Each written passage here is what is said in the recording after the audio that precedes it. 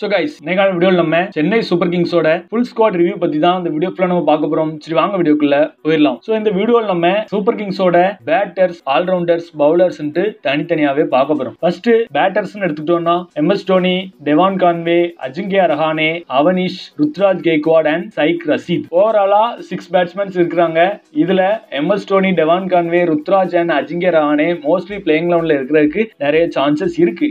ஏன்னு கேட்டோம்னா last year champions நம்மளோட சென்னை சூப்பர் கிங்ஸ் தான். சோ இவங்க எல்லாருமே மோஸ்ட்லி பிளேயிங் லெவல்ல இருந்தாங்க. அதே ஸ்குவாடோட தான் போவாங்க. MSTக்கு பேக்கப் ஆப்ஷனா அவினாஷ்ங்கிற ஒரு யங் இந்தியன் விக்கெட் கீப்பர் பேட்ஸ்மேனை எடுத்து வச்சிருக்காங்க. CSK பொறுத்த வரைக்கும் ஓப்பனிங் காம்பினேஷன்ஸ்ல எந்த விதமான மாற்றங்களும் இருக்காது. Devon Conway and Ruturaj Gaikwad தான் இறங்குறதுக்கு சான்சஸ் நிறைய இருக்கு. அஜிங்கியா ரஹானே மேபி வேணா இம்பாக்ட் பிளேயராக யூஸ் பண்ணலாம்னு நினைக்கிறேன். அப்படி இல்லைனாலும் அவர் மோஸ்ட்லி பிளேயிங் லெவல்ல இருப்பார். தோனியை பத்தி நான் எதுவும் சொல்லணும்னு இல்ல. அவரை பத்தி எல்லாமே உங்களுக்கு கிளியரா தெரிஞ்சிருக்கும். அதை தவிர்த்து சைக் ரஷீதும் இருக்கிறாரு. இவர் ஒரு ரைட் ஹேண்ட் பேட்ஸ்மேன். 20 இயர்ஸ் கிட்ட தான் ஆகும்னு நினைக்கிறேன். மோஸ்ட்லி ஒரு பேக்கப் ஆப்ஷனா இருக்கிறதுக்கு தான் நிறைய சான்சஸ் இருக்கு. சூப்பர் கிங்ஸ்ல ஆல்ரவுண்டர்ஸை பொறுத்த வரைக்கும் மொயின் அலி, ராஜவர்தன் அங்ரேக்கர், அஜய் மந்தல், ரச்சின் ரவீந்திரா, நிஷாந்த் சிந்து, சிவம் தூபே, ரவீந்திர ஜடேஜா, டேரில் மிச்சில் சாந்தனர். ஓவராலா 9 பிளேயர்ஸ் எடுத்திருக்காங்க.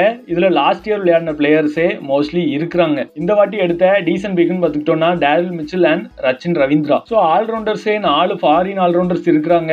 கண்டிப்பா கண்டிஷன்ஸ்க்கு ஏற்ற மாதிரி மாத்துவாங்க. மேபி டேரில் மிச்சில் டீமோடே பிளே பண்றதுக்கு நிறைய சான்சஸ் இருக்கு அப்படின்ற மாதிரி நினைக்கிறேன். வெயிட் பண்ணி பார்ப்போம். மொயின் அலியை பொறுத்த வரைக்கும் லாஸ்ட் இயருக்கு பெரிய பெர்ஃபார்மன்சஸ் எதுவுமே பெரிய அளவுக்கு வந்த மாதிரி தெரியல. பட் இருந்தாலும் அவரை பேக் பண்ணிருக்காங்க. ராஜவர்தன் அங்ரேக்கரை பொறுத்த வரைக்கும் சூப்பர் ஃபாஸ்ட் போலிங் ஆல்ரவுண்டரும் கூட 2 இயர்ஸா லாஸ்ட் CSK கூட இருக்காருன்னு நினைக்கிறேன். பட் மேட்ச் வாய்ப்புகள் எதுவும் பெரிய அளவுக்கான கிடைக்கல. ரச்சின் ரவீந்திரா லாஸ்ட் நடந்த வேர்ல்ட் கப்ல நல்ல பெர்ஃபார்மன்சஸ் கொடுத்தாரு. அதனாலதான் CSKயும் இவரை பிக் பண்ணாங்க. பட் இவ்வளவு லோ பிரைஸ்க்கு CSK இவரை பிக் பண்ணது உண்மையிலே பெஸ்ட் பிக்கா தான் எனக்கு தெரிஞ்சு. ஆல்ரெடி இதே ரோல பண்ணக்கூடிய மிச்சில் சாந்தனரே CSKல சும்மா மிச்சர் சாப்பிட்டு தான் இருந்திருக்காரு. பட் ரச்சின் ரவீந்திராவை எடுத்தது அதுக்கு பின்னாடி என்ன காரணம் இருக்குன்னு தெரியல. இவரோட பேட்டிங் ஸ்கில்காக கூட எடுத்திருக்கலாம். அப்படி எடுத்தா இவரை எங்க ஆட வைக்க போறாங்க, யாரை டிராப் பண்ண போறாங்கிறத நம்ம வெயிட் பண்ணி தான் பார்க்கணும். சென்னை மாதிரியான கண்டிஷன்ஸ்க்கு டேரில் மிச்சில் உண்மையிலே ஒரு நல்ல பிக் தான். இவரோட பிளேய சேப்பாக்ல நான் நேர்லயே பார்த்தேன். நல்ல பெர்ஃபார்மன்சஸ் பண்ணாரு. எந்த மேட்ச்லன்னு பாத்துக்கிட்டோம்னா பங்களாதேஷ் வெர்சஸ் நியூசிலாந்து மேட்ச்ல இவரோட பெர்ஃபார்மன்ஸ் நல்லா இருந்தது. லாஸ்ட் பால்ல கூட 6 அடிச்சு மேட்சை பினிஷ் பண்ணாரு. சோ கண்டிப்பா சேப்பாக்ல நடக்கக்கூடிய மேட்சஸ்ல மோஸ்ட்லி நம்ம பார்க்கலாம். நல்ல அதிரடியான பெர்ஃபார்மன்ஸையே கொடுப்பாரு அப்படிங்கிற ஒரு நம்பிக்கை இருக்கு. ரவீந்திர ஜடேஜா அண்ட் மிச்சில் சாந்தனை பத்தி நான் சொல்லி தான் உங்களுக்கு தெரியணும் இல்ல. ஏன்னா ரீசன்ட் டைம்ஸ்ல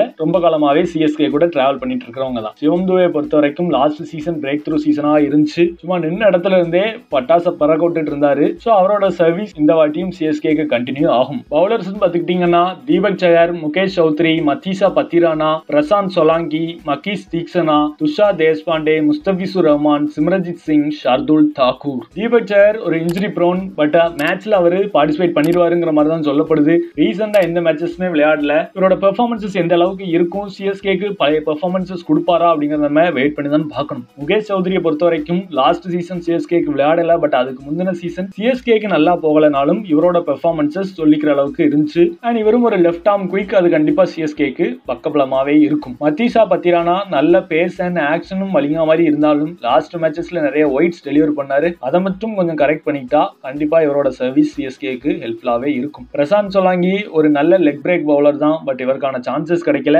அதற்கு இவர் கொஞ்சம் வெயிட் பண்ணி தான் ஆகணும். தீக்ஷனா நல்ல பவுலர், கண்டிப்பா பிளேயிங் லெவல்ல இருப்பாரு. துஷார் தேஷ்பாண்டே எனக்கு தெரிஞ்சு பேக்கப் ஆப்ஷனா இருக்கிறதுக்கு தான் நிறைய சான்சஸ் இருக்கு. பட் லாஸ்ட் சீசன் முக்கியமான மேட்சஸ்ல எல்லாம் டீசென்ட் பெர்ஃபார்மன்சஸ் கொடுத்தாரு. எக்கனாமி கொஞ்சம் அதிகமா போனாலும் விக்கெட் எடுக்கக்கூடிய கெப்பாபிலிட்டி நல்லாவே இருக்கு. முஸ்தபிசுர் ரஹ்மானும் நல்ல பிளேயர் தான். மோஸ்ட்லி CSK பங்களாதேஷ் பிளேயர்ஸே எடுக்க மாட்டாங்க. பட் முஸ்தபிசுர் ரஹ்மான் இந்த வாட்டி எடுத்திருக்காங்க. இவருக்கு பிளேயிங் லெவல்ல சான்சஸ் கிடைக்குமா அப்படிங்கறத நம்ம வெயிட் பண்ணி பார்க்கணும். மேபி CSKல நடக்கிறதுனால கட்டர்ஸ் காண்டி கூட இவர் எடுத்துக்கலாம். மகேந்திர சிங் தோனிக்கு தான் அதுக்கு பின்னாடி இருக்கக்கூடிய பிளான் தெரியும். சிம்ரஜித் சிங் கண்டிப்பா ஒரு பேக்கப் ஆப்ஷனா தான் இருப்பாரு. லார்ட் ஷர்துல் தாக்கூர் நிறைய CSK ஃபேன்ஸ் இவரை எதிர்பார்த்திருப்பீங்க. நிறைய பேருக்கு இவர் மேல பெரிய அளவுக்கான நம்பிக்கை இல்ல. பட் CSK இவரை நம்பி எடுத்திருக்காங்க. ஒரு டீசன்ட் பிரைஸ்ல எடுத்திருக்காங்க. மோஸ்ட்லி இவர் தான் மத்தீசா பத்திரானா கூட சேர்ந்து டெத்ல பவுல் பண்ண போறாருங்கிறது என்னோட கணிப்பு. என்ன நடக்குங்கிறத நம்ம வெயிட் பண்ணி பார்க்கலாம். முக்கியமான பிக் ஒன்னு சொல்ல மறந்துட்டேன். சமீர் ரிஸ்வி ஒரு யங் ரைட் ஹேண்ட் பேட்ஸ்மேன் எடுத்திருக்காங்க. நல்லா அதிரடியா ஆடக்கூடிய பிளேயர் தான். T20ல ஆவரேஜும் 49+ வச்சிருக்காரு. சோ இவரோட பெர்ஃபார்மன்ஸஸ் எந்த அளவுக்கு இருக்குங்கிறது தெரியல.